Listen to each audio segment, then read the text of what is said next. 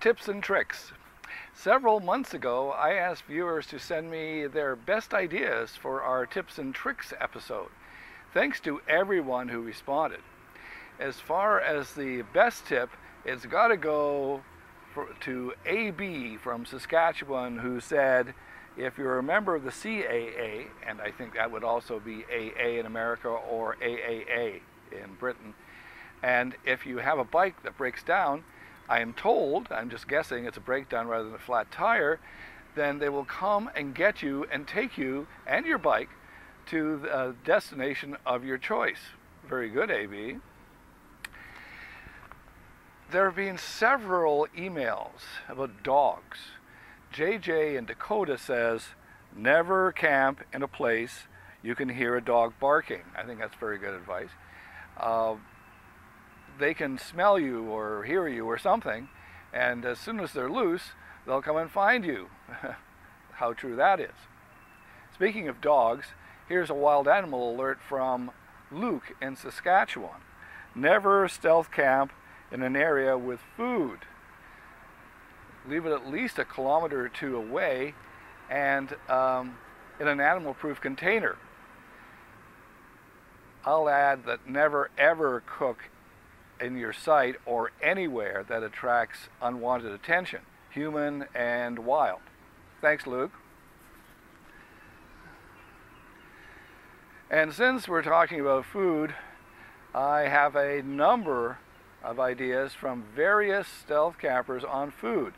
Some don't like to cook at all, preferring items that you can eat cold, such as cream cheese and bagels and peanut butter, or just eat takeaway food from the fast food servers. Others told of gourmet meals cooked on mini Trangia stoves, served with wine and beer. Obviously, there's another episode in there somewhere.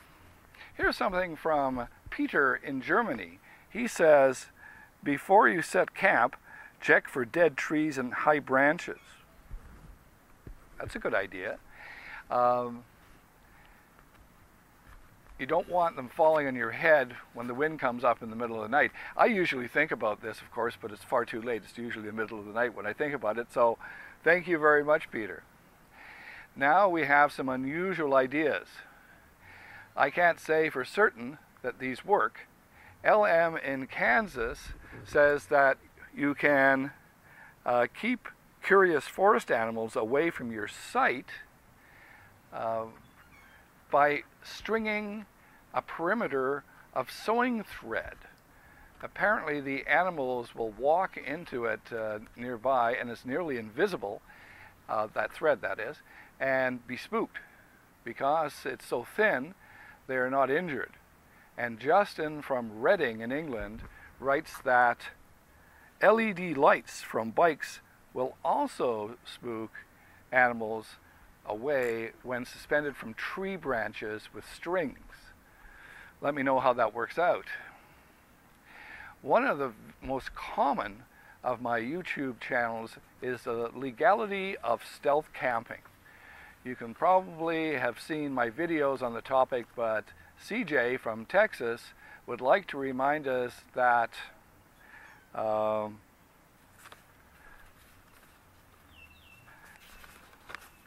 every jurisdiction is different, so don't make assumptions. So I think that's probably a very good idea. Wherever you're stealth camping, go to the government website. Don't make assumptions. Do a Google search and be specific, such as State of Florida Trespass Act.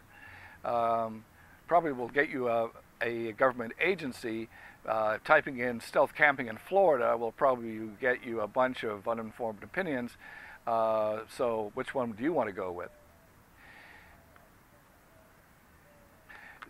Oh, and Dietrich from Toronto says, make everything you do carry do a double duty.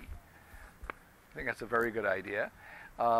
It's the new emerging technologies. I think they call it convergence. So really, it's already happened. Well, I guess with our cell phones that are video cameras, still cameras, voice recorders, GPSs, computers, maps, route planners, internet surfers, and occasionally it's used as a telephone too. Dietrich suggests that things like tent poles can be also used as a monopod, or even such things as rolling up your pants to be used as a pillow. In an earlier episode of these stealth camping episodes, I talked about compression bags, and a number of people have emailed me to tell me how they can't live without them. If you don't already know how they work, they are a bag with a one-way valve that you put your clothes or a sleeping bag in. You seal the top, very much like a zip top, and roll the bag up. As you roll it, the air escapes out the one-way valve, leaving you with a very compressed bag. Most people mention that you really do need something around the bag to keep it compressed, as the air will slowly seep back otherwise. I use a Velcro, but other people have suggested elastic bands or small bungees. Well, thank you very much for helping me with this episode of Tips and Tricks. If you have a great idea, please email me or post it on my Marzipan Productions Facebook page. I'm Alan Stokel. Thank you for watching.